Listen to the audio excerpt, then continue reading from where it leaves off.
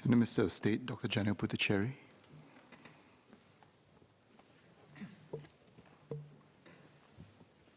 Sir, our education system is evolving. To prepare each of our students for the future, MOE has to be prepared to do different things and to do things differently. I thank Ms. Denise Phua and Ms. Cheng Li Hui for their encouragement as we continue with our efforts to support our students with special educational needs, or SEN. Some of this expertise did not traditionally reside with MOE. Decades ago, we tried something different. We partnered with voluntary welfare organizations who had deep expertise in SEN support, and as both sides learned from each other, these partnerships evolved to strengthen support for our students. One good example of this is our relationship with AWA, with whom we work on different service models. The partnership extends to mainstream schools, where AWA provides training and consultation services to our educators, supporting students with physical and visual impairments. Today, 80% of our students with SEN are enrolled in mainstream schools. Just say that again to make sure we're all clear. 80% of our students with SEN are enrolled in mainstream schools. They are supported not just by allied educators, but also by educational psychologists and suitable intervention programs, including those provided by organizations such as AWA. As our students move on to the post-secondary space, they are supported by SEN support officers in each of our institutes of higher learning, or IHLs. To prepare for entry into the workforce, students with SEN can participate in SG Enable's IHL internship program, as well as the RISE mentoring scheme. We are looking ahead and constantly seeking ways to better support our students to realize the potential. There are different ways to do this, including the suggestion of an academy for those with special needs and all who support them. For now, MOE takes a targeted approach. We are enhancing our professional development for our staff and are also looking at how to better support students with SEN at key transition points, like when they enter schools. Strong partnership between MOE and the community has also enabled the sector to make significant improvements. Over the past year, MOE has worked with our government-funded schools to ensure the smooth implementation of compulsory education with children with moderate to severe special needs. We are confident that students who can benefit from such specialized support will receive quality education in these schools. Yet, as Ms. Phua has pointed out, our efforts must go beyond legislation. MOE and our partners must continue to look for ways to do better, to deliver affordable, quality, specialized education for our students. Grace Orchard School, an early participant of the School to Work Transition Program, S2W, did several new things to ensure that their students benefited from the opportunity. They reached out to the private sector for job opportunities. They updated their curriculum so that students could start their job training in the last years within the school. The S2W program has seen positive outcomes, and we are working with MSF and SG Enable to scale it up. We are also looking into lifelong learning opportunities for those with special needs. Our Skills Future credit course directory is continually updated with new courses. We also have a Skills Future Study Award for persons with disabilities to recognize those who demonstrate resilience and perseverance in pursuing lifelong learning. If I can address a few of the specific queries that Ms. Cheng Li Hui and Ms. Denise Phua brought up. The DSP program, together with EPIC, is organized by MSF, and I need to defer to them to talk about those interventions. But there are 3 MKs that offer the DSP program, and we'll study how we can do that better. To Ms. Phua's questions, all teachers since 2005 have been equipped with SEN training during their pre-service training at NIE. Each school also has a group of teachers which have undergone certificate-level training in special needs at NIE. These are known as teachers trained in special needs. And then on top of that, there's at least one allied educator for learning and behavioral support, looking at the behavioral needs rather than the educational needs in every primary school. We're recruiting more of these allied educators, LBS, and our target is to ensure that all primary schools would have a baseline provision of 2, and 95% of secondary schools would be given a baseline provision of at least 1 AED LBS. Mr. Ang Wei Neng asked about national education, or NE. There are people who feel that the storyline is worn or tired, or as Mr. Ang expressed it, that NE is propaganda. So MOE recognizes that we have to be open to doing national education differently. We must empower our students to discover what being Singaporean means to them personally, not because a syllabus or a textbook says so, but because they themselves know so through a process of discovery and the creation of a strong sense of their own identity.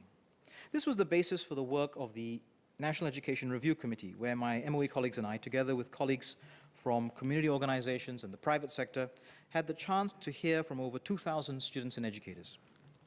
Our recommendations center on nurturing a sense of belonging to our country and community, a sense of Singapore's realities and challenges, and a sense of shared hope and aspirations as a nation.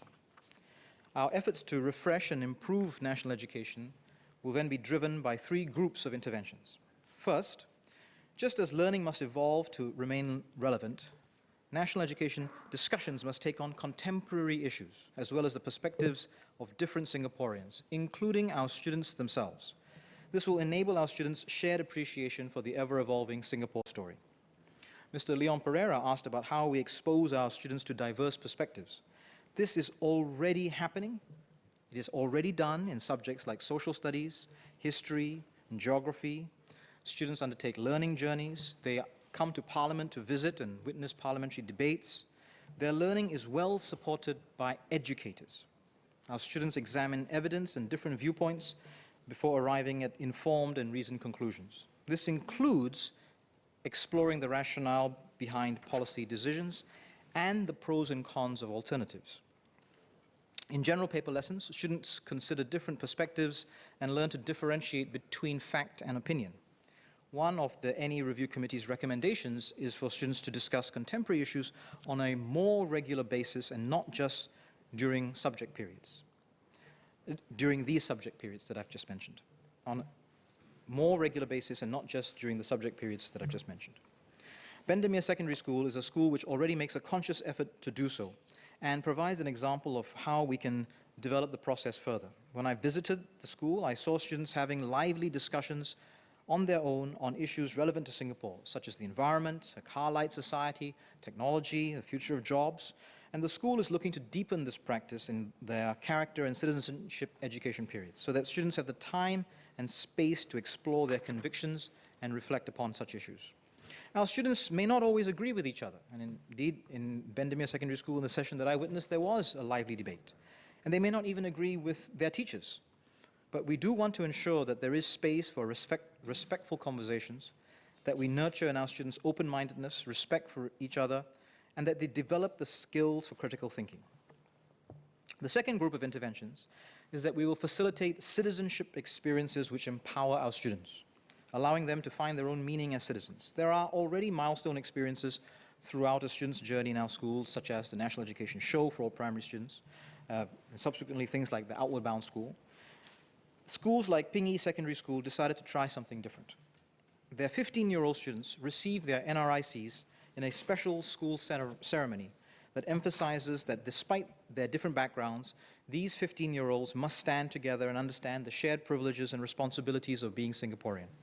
So we look forward to making more of such cohort or school-based experiences meaningful and available for our students.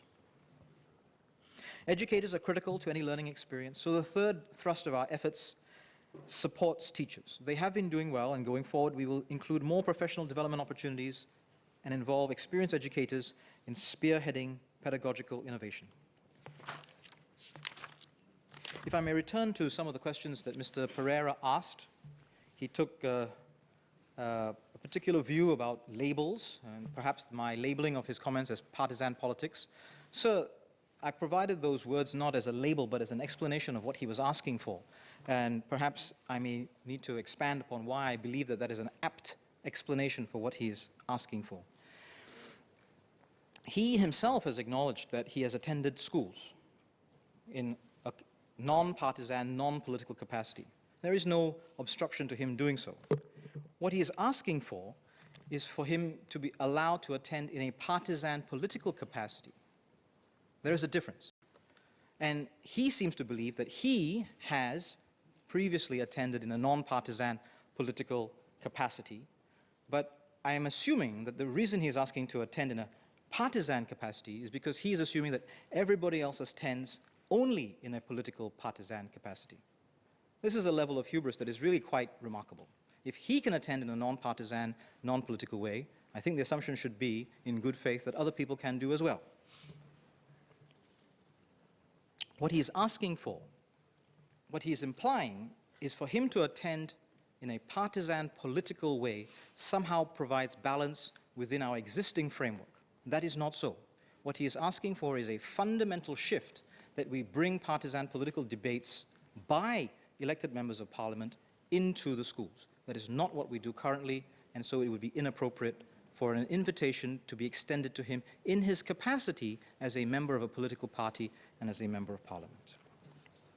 It's not a label, Mr. Chairman. It's an explanation that what he's asking for is inappropriate. Professor Daniel Goh asked about our students' nutritional health. MOE had worked with the Health Promotion Board to survey our students' nutritional habits and also in the rollout of the Healthy Meals in Schools program.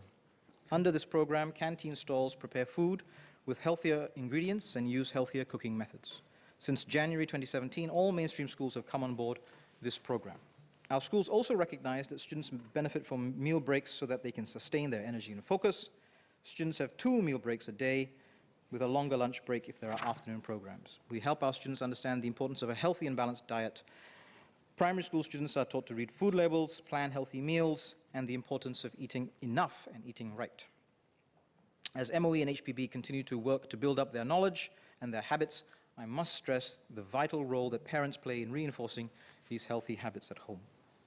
So MOE's efforts are ultimately part of our government's commitment to a society where people have the opportunity to do better and progress regardless of their starting point in life.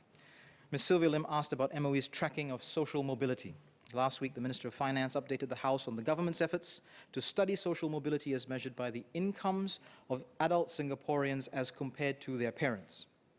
On MOE's part, we track closely the progress of all students in our education system. Like other countries, we do pay close attention to those from more disadvantaged family backgrounds.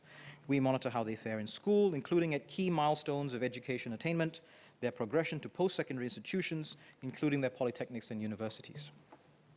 More importantly, we put in place programs to give extra support to those who need it, right from early childhood prior to primary 1, and many different interventions, including meals, career counseling, and learning support programs.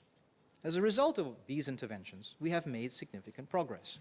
Today, 9 in 10 students from the bottom 20% of the socioeconomic stratification progress to post-secondary education.